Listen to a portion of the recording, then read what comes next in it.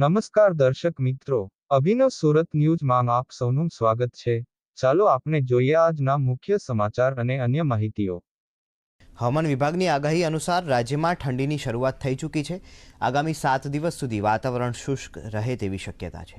ઉત્તર પૂર્વના પવન ફૂંકાતા રાજ્યમાં ઠંડીનું જોર વધશે તેમજ અમદાવાદમાં લઘુત્તમ તાપમાન 17થી 18 ડિગ્રી રહે તેવી શક્યતાઓ છે. રાજ્યમાં સૌથી ઓછું નલિયામાં લઘુત્તમ તાપમાન 13 ડિગ્રી નોંધાયું. ઉપરાંત ડીસામાં 14 ડિગ્રી, વડોદરામાં 15, અમદાવાદ, ભુજ, પોરબંદર અને રાજકોટમાં 17 डिग्री लघुत्तम तापमान नोंधाયું છે. और आपका जो अहमदाबाद का उच्चतम तापमान रिकॉर्ड हुआ है 32.7 डिग्री सेंटीग्रेड, जो कि लास्ट 24 आवर में 1.1 डाउन हुआ है. अभी भी नॉर्मल से 0.1 डिग्री सेंटीग्रेड ज़्यादा है. और लघुत्तम तापमान जो रिकॉर्ड हुआ है 19.7 डिग्री सेंटीग्रेड, जो कि लास्ट 24 आवर में 0.8 डिग्री बढ़ गया है.